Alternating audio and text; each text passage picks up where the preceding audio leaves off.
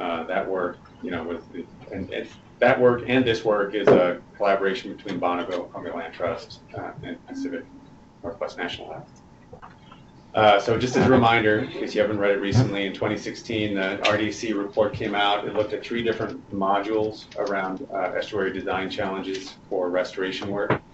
Mounds, reed-canary grass, and channel networks. Out of the specific, one of the modules, the reed-canary grass work, included reviewing the published literature around the ecology and control of reed-canary grass. We were searching for published literature for intertidal marsh habitats. There are very little. Most of it is in freshwater systems from the Midwest and other places. We did a lot of outreach to practitioners in the Northwest, both in the Lower Columbia, the Outer Coast, and the Puget Sound. And then we went to a number of sites to look at the spatial extent and growing patterns in the projects that were undertaken in those areas. I don't want to get too deep into this project. That report is available, but in terms of the reed-canary grass, we ended up focusing on the mid and high marsh elevations. So it's interesting to be able to correlate that more specifically to hydrology, even though we always knew that correlation was there. And we're focused in those areas because we know that's kind of the Goldilocks zone. It's dry enough that reed-canary grass can thrive, and it's not high enough that you can establish woody vegetation to shade out and outcompete reed-canary grass. And so that's the challenge area. The challenge area for Columbia Land Trust and a number of the projects we're doing, Candle Farm and Curie, is within, a lot of it was within that zone. And Candle Farm was an active dairy. It was originally restored in 2006, and then again in 2013, and so reed-canary grass became very well established, and so it's going to be a management challenge for us. And so those are just referencing the elevations that we're talking about for the different marsh communities, and spelled incorrectly. So the key findings out of the RDC is that that there are a number of kind of standard go-to approaches to controlling reed-canary grass. Chemical, of course, works. Mechanical, mowing and disking. The hydrologic manipulation, usually through water control structures, but there are other means. The scrape down is a means for that. And then, competition, usually through woody vegetation. But of course, intertidal environments are different. We are trying to restore open, free access connectivity hydrologically. And then once you do that, operating on that ground becomes very difficult, both from a practical aspect, but also, regulatory. From a regulatory perspective, it becomes more complicated as well. A lot of practitioners, out of our findings, have limited resources or limited ability to implement long-term. A lot of practitioners on refuges will do kind of a 5-year cycle. They will till spray to release, to kill reed-canary grass, and to release the native seed bank. They'll let that go for 5 years, and slowly reed-canary grass comes back in, becomes dominant, and then they repeat the cycle. Those are typically in non-tidal environments. But through our work and through our conversations with practitioners and literature review and some site observations, it is clear that there are indicators that outcompeting reed-canary grass is possible, and so we wanted to explore that with this experiment, and that was one of the recommendations that came out of the RDC work. And I will say the main kind of inspiration for some of this maybe naive confidence, but confidence that we might be able to find a way to establish a competitive environment was through a non-tidal project on the Tualatin wet prairie restoration site, where Metro and others were able to control reed-canary grass that was established on the site, and then establish a robust native plant community, even though the Tualatin is connected and full of weeds, as most of you know. So the idea was that if you can create a competitive environment where all the ecological small micro niches are filled with a competitor adapted for that situation, then maybe reed-canary grass really can't outcompete in that mid and high marsh elevation. So that's what we were testing. Through this work, and actually more recently, this is a document from 1836 referencing something in 1835. And I've always heard, maybe you guys have already seen this or aware of this, but was Wheat Canary grass native? Was it cosmopolitan? Where is it? And so this is actually from New England, where they're extolling, and this is just kind of funny, Wheat Canary grass for its luxuriant, it grows luxuriantly and in abundance in a quagmire where nothing of any value has ever been cultivated before. So I kind of liked that, and the fact that it creates such a root mass that you can drive an ox cart on it. So does they call it by name in that? I think this one's ribbon grass. They're referring to it as ribbon grass. Yeah. And then this is 1835, I think, where they're talking about the Coquille Valley actually being a source of a lot of the cultivars locally or regionally in this country, starting in about 1885. And that's not something I had seen until somewhat recently. That's cool. Yeah, and its own kind of horror. Yeah. And it's likely very different than what it was back in 1885 in the Coquille Valley. So this is our objective in the study: determine what combination of these methods is most effective in the mid and high marsh elevations. Wanted to evaluate a number of other questions related to elevation and approaches, application of herbicides in the fall or spring and fall, where you might be able to set back a spring growth before it sets seeds during the year, how important and what kind of effect that might have. Concurrent competitive seeding, so controlling Wheat Canary grass, watching what happens, and then maybe in a set of plots seeding in more competitive, diverse species to see how that might control better or not. And then control method by elevation. So we were looking on both sides, Cary and Candle, the mid and high marsh elevations. And I'll talk a little bit more about that study design. So this is just a reminder: Candle Farm, Cary Island, down the estuary. 2013 for the phase 2 of Candle Farm, and then 2016 for Cary Island, so more recently. So this is kind of comparing two sites that are on different trajectories or time frames since restoration. Perhaps 10 years to 1 year off restoration work. So we have a study design. Our plan was to work for 6 years. We're in year 2 or 3, depending on which site. 5 cycles of herbicide treatment, including a fall only or spring and fall. Most of the work has been done by backpack at this point. The initial treatment on Candle, we were able to get an ATV and a sprayer out there. 3% solution of glyphosate, aquatically approved. We have 3 years of seeding planned after the first 2 cycles, or 2 years, depending on the site. Continuing for 3 years, and then at least 6 years of monitoring. Most of the published literature doesn't go beyond 1 or 2 years of control effort. So this is a kind of a longer time frame, and we'll continue this through time to see what the effect is. Quite a bit of information. I'll dwell on this if it's important, or we can come back to it.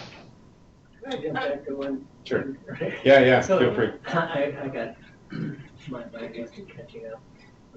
So on the Coquille example and the earlier quote, are these examples of it already having been here, or is that an example that was brought to the Coquille Valley where it's been spread? That actually says perhaps native at the bottom.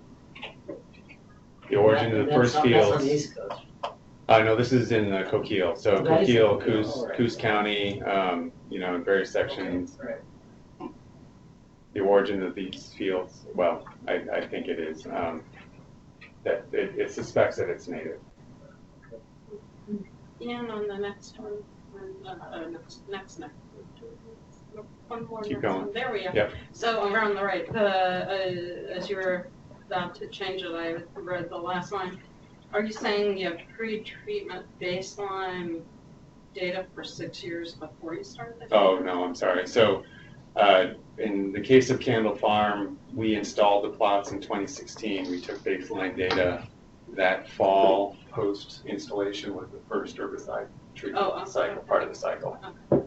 I thought, wow, that's a luxury to have 6 years before you even start your thing.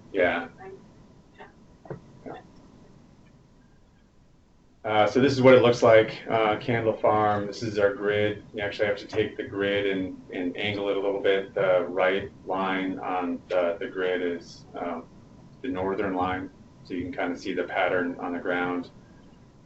Post-restoration, that shows the different treatments. We have 10 different treatments, replicates of 3, going back to those treatments here. What's the scale of those? 10 by 10 meters, each 10 by 10 meter treatment plot. Okay, all right. And on Carey Island, the topography and hydrology is a little bit different, so we ended up kind of not being able to grid it out. We had to find the right elevation in an area that was accessible and had canary grass, and so that's what the plot layout looks like. We are only doing a fall-only treatment for herbicide application on Carey Island. We didn't find enough space to be able to do the fall only and the spring and fall. And were these plots chosen at random, or are they selected based on? Stratified. Yeah, they're based on where we could find elevation, and so not technically random, but we had to find the conditions to be able to implement. With Candle, we had more space, more reed-canary grass to operate under, so we threw out a big grid where there was all reed-canary grass, did the elevations, and then randomized the plots from there.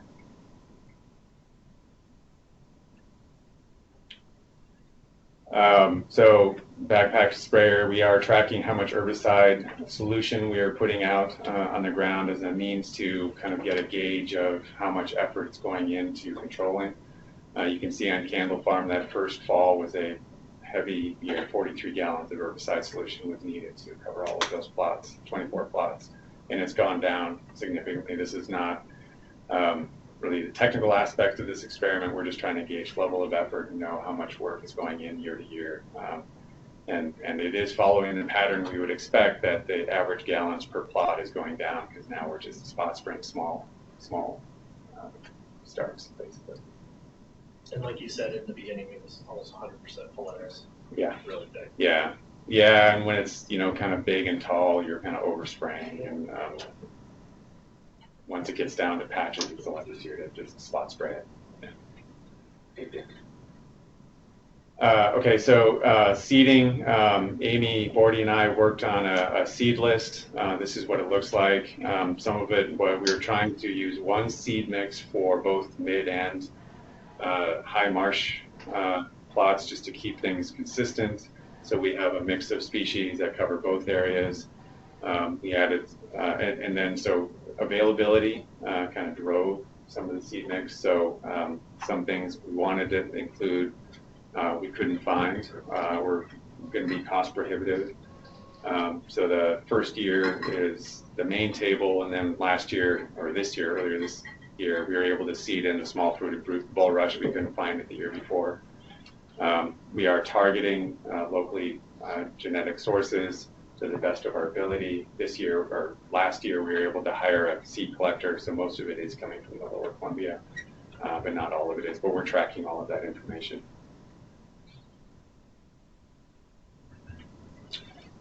And then the sampling is conducted in August each year. We have those 10 by 10 meter grids.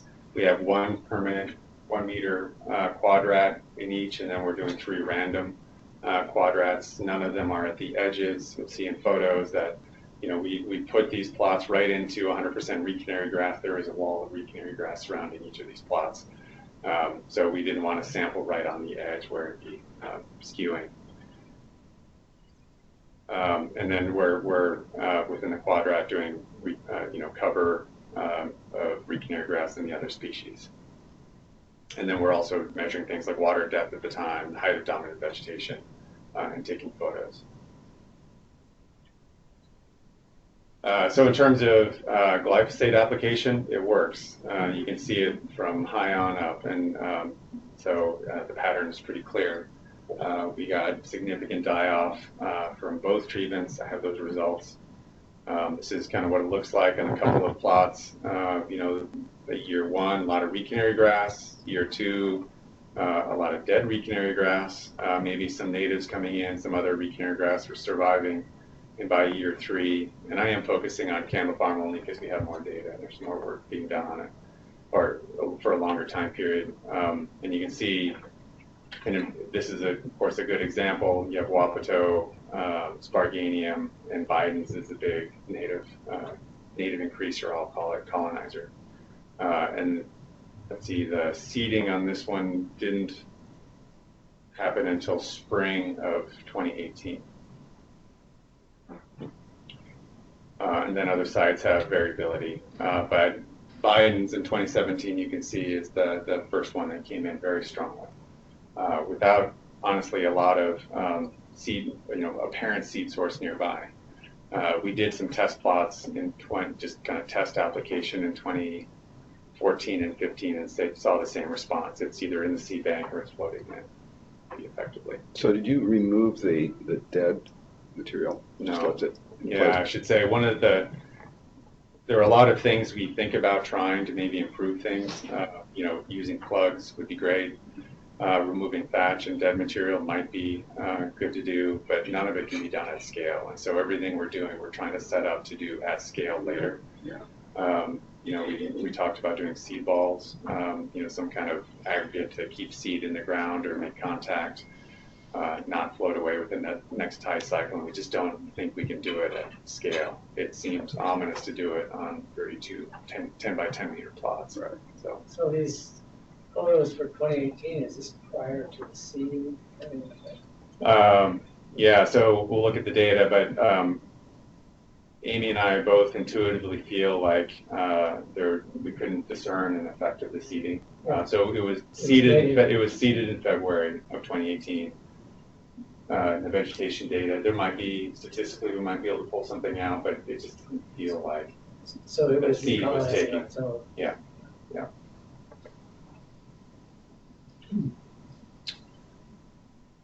So there's a lot of information here. The main takeaway is kind of what you'd expect. The control plots in both treatments are in a similar color.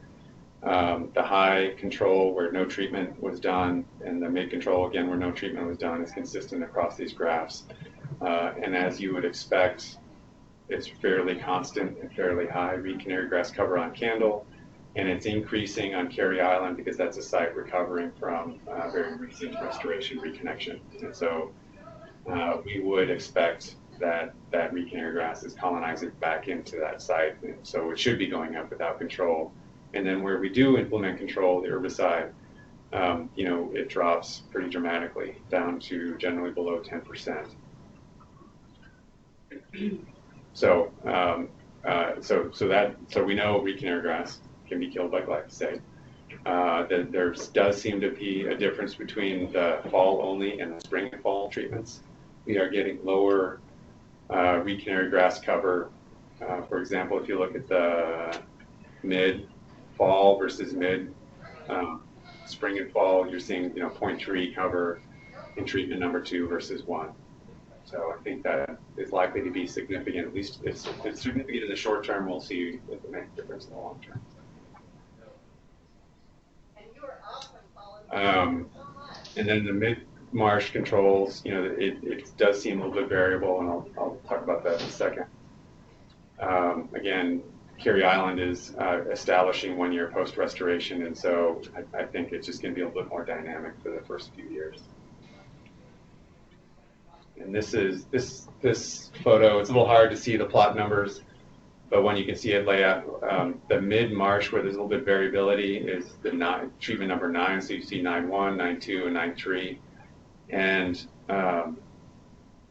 those plots kind of landed in more complex areas hydrologically. So water is being retained in these areas over the tide cycle, and that's probably impacting the numbers on reed canary grass there, whereas the high marsh control plots are much more uniform and consistently high.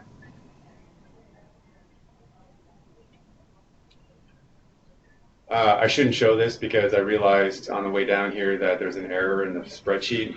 This is actually doing average native cover. It did indicate something, but it's actually taking the formula has an error in it. It's not taking the cumulative average cover in the plots of native species. It is taking the individual native covers and averaging those. So I apologize for that. It does show an increase in native cover, but it's not the metric that I meant to show.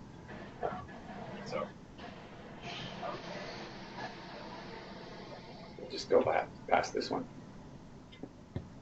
And the species richness, so this is what we're looking at is, so is it staying just reed canary grass, and this is just simply the number of species, native species within each of the treatment plots. And you can see that the controls are in Candle, the high marsh is, we found on average about 2 species. This is number of species. Sorry, this is not native species. So, reed canary grass and something else. And that same stayed pretty consistent through the years because it's not getting any treatment. In the mid-marsh, where I would anticipate water playing more of an effect between native vegetation and reed canary grass, we have between 4 and 5 and then back down again, number of species in those plots. But all of the other plots are increasing, which is the trajectory that we want. I don't have a number in mind in terms of what I think is the number of species needed to compete and fill those niches to compete with reed canary grass. I'm confident it's more than a couple of dozen now. If the wet prairie is any indication, in any kind of plot area, they easily had 24 species incorporating all of that vegetation community. And so this is natural. Excuse me. Go ahead. Yeah. So I think we need to fill in order to truly test the theory. We need, we probably need to reach 24 species, perhaps, to be able to say that we're filling all the competitive niches, and reed canary grass is going to have a hard time evading. That was my question. Yeah. And you're saying that is augmentation of this index, or that might be their natural? Well, we'll see over time. So we will compare the seed versus no seed approach and see, and we'll track it both in terms of reed canary grass cover over time, especially after we stop spraying. We'll watch that. That's the important tail. That's the interesting tail of the experiment. Yeah.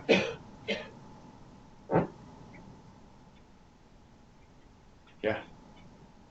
And then this is just fading of. So this is Carey Island, of course, right after restoration, and this is, I think, last year. So you can see reed canary grass and other vegetation coming in pretty quickly. But I just throw that in for interest, and I'm open for any kind of questions you guys might have.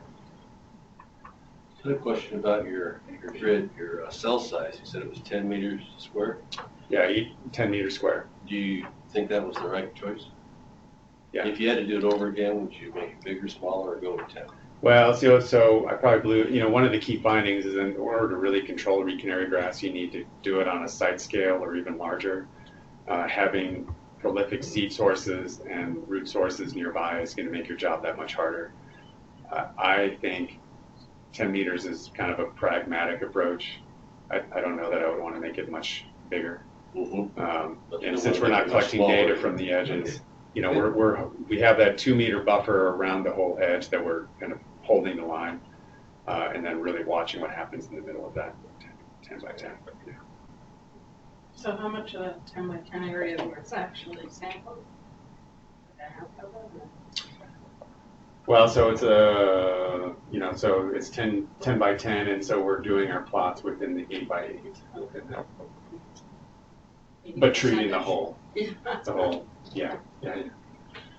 So that's interesting to me when you talk about, 2 meter buffer around the edge being adequate. I remember back when Estuary Partnership did their thing that Sarah referenced some years ago, and they had fallout traps in areas that were dominated by reed canary grass versus whatever, carrots or something. Mm-hmm. And one of the take-homes for me that stuck with me was it's hard to find differences because the water moved everything around.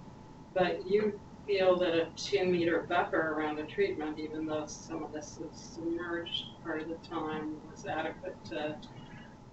No, I know we're getting seed source. It is floating in, absolutely. Okay. Yeah, well, we seed in February, and February is a great time for tides to wash things in, and so there's rack lines of seed within the plot. And we are still coming in and spraying reed canary grass every year, but it's gotten little by little. Yeah, it is coming back. No, we're trying to limit, because we're trying to limit the influence of the retainer grass right next to the plot and not have at least the rhizome influence. Okay. That makes sense. And and so we're treating it there, but also we're not wanting to sample data right next to the standard retainer. Right. Yeah. So Ian, what are the, I'm just curious what the permitting issues are with using like this particular type of. As long as you're not using bondable funding or federal funding, it's not a problem. Yeah, so we are aquatically licensed to apply herbicide. We use an aquatically approved herbicide. We apply for a Department of Ag NPDES storm discharge permit to be able to do that. We apply to work under their Washington Department of Ag's permit, which they do. So it's just more of a reporting element. If we hit 3 and hit 4 don't allow this. The hit 4 is not good. Hit 4, nothing. What they were trying to do. I know, try that. Yeah, there's just limitations. Yeah, we might be able to do the experiment under hit 4, but we wouldn't be able to do restoration under hit 4. It would very quickly exceed the limits. Yeah, that's kind of where I was going. Yeah. So if you actually want to treat a whole big marsh. You wouldn't be able to do it. Yeah. No, with that funding source, without getting a variance.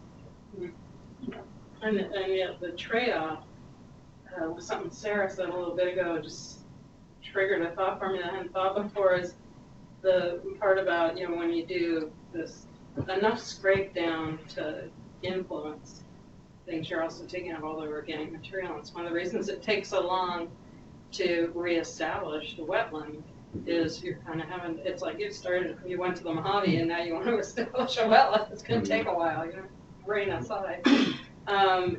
So there's that trade-off in terms of ability to restore a functional wetland. You can scrape everything out, not use herbicide, but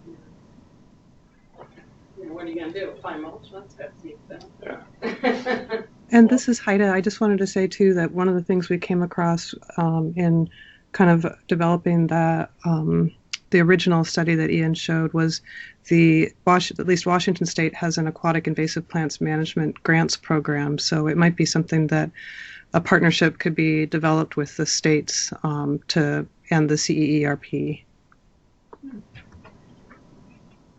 That's a good point, Ida.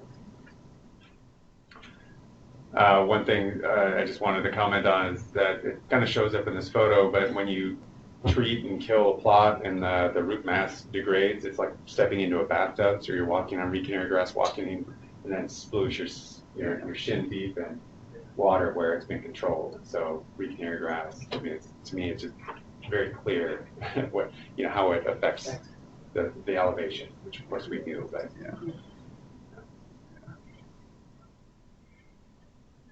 Well, one of the questions would be how much effort do you need to put in to make sure that through time it doesn't come back? That kind of thing. Yeah. And how long are you going to run this? Yeah. At least 6 years. Okay. Yeah. So right now, 2022 is the end of the monitoring, and you're going to stop spraying after 5 cycles. Yeah. Okay. I say cycles only because some are fall and spring, and so it overlaps a year. But yeah. Yeah, because that'd be really interesting a few years from now to really see what remains and the trajectory of it. Yeah. Yeah, and we'll have to work on the native plant statistics to understand richness and funding. Right. Yeah. So stay tuned for a few years. Okay, are there any questions from folks on the phone?